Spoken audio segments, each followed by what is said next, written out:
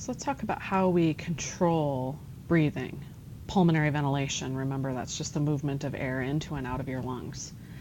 You've got an area in your brainstem, the medulla oblongata and the pons, so two areas I should say, and they are where you can control your breathing. So most of your unconscious controlling of breathing is processed in those two locations, and I'll point to where those are located on the brainstem.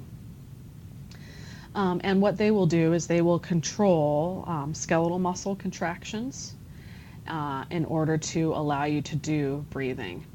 Your inspiratory neurons, so your neurons that allow you to control inspiration, fire during inspiration. So neurons that are situated starting in your brainstem and leading down to muscles that control breathing, they fire every time you inhale. In other words, they're active and actively telling those muscles to contract every time you inhale. So they're going to control things like your diaphragm and your external intercostals. The neurons that control exhaling only fire when you're doing a forced exhale. Remember the ERV, the expiratory reserve volume, is the maximum amount you can blow out in addition to your normal expiration. And that is controlled by your abdominal muscles and also some internal intercostals, amongst others. And so those muscles will only be active when you're doing forced expiration. So how does just a regular old resting tidal volume expiration work? It doesn't require muscles to contract at all. It's due to the recoil or springing back down to the original shape of your alveoli. The walls of your alveoli contain elastic fibers that spring back to their original shape. So during just a normal quiet exhale, during resting breathing, you don't need any neurons or any muscles involved. You just need the recoil action of the alveoli. But if you want to physically blow out more than the normal amount of air, then you're going to have to get some neurons active, and they will have to tell some muscles to allow you to do a forced expiration. Neurons in your motor cortex, which I'll point to, that's basically in the frontal lobes of your brain, they control voluntary breathing, like the voluntary changes you make in your breathing when, say, you're talking or something like that. You've got very limited voluntary control of your breathing.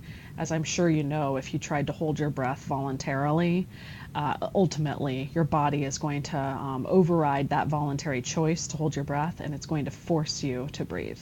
That's why, even though it doesn't make sense, somebody who's underneath water, who is, in a situation where it's a potential drowning, they will take in a deep gulp of water, even though they don't want to. It's you only have limited voluntary control of your breathing.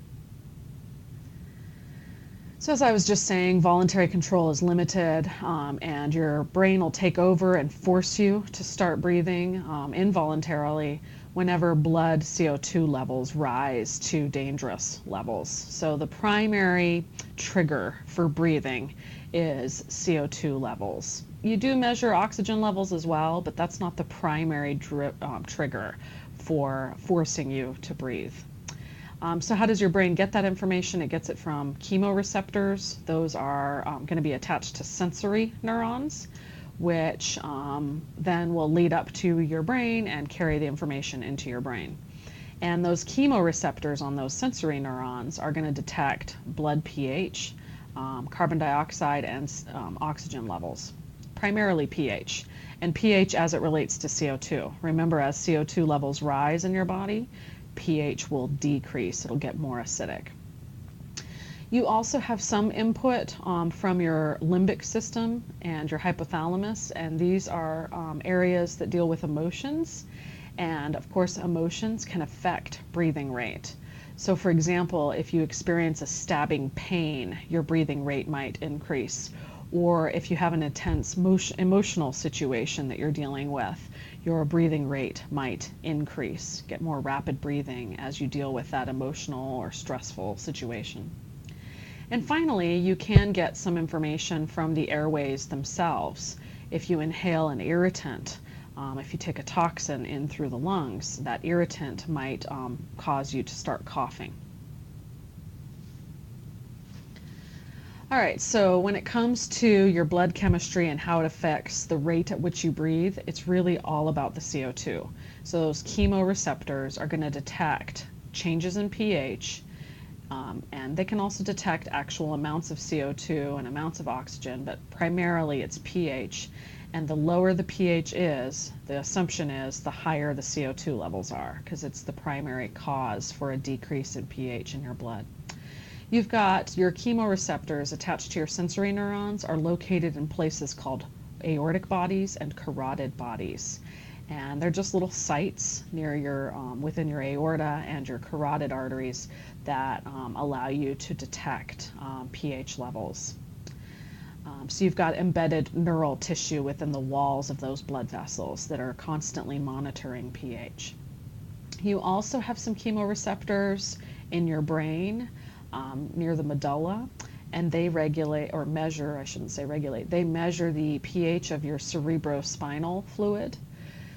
Because if that pH is changing, that can also be an indicator that CO2 levels are improper in your body and that you need to adjust your respiration rate in order to get rid of that excess CO2.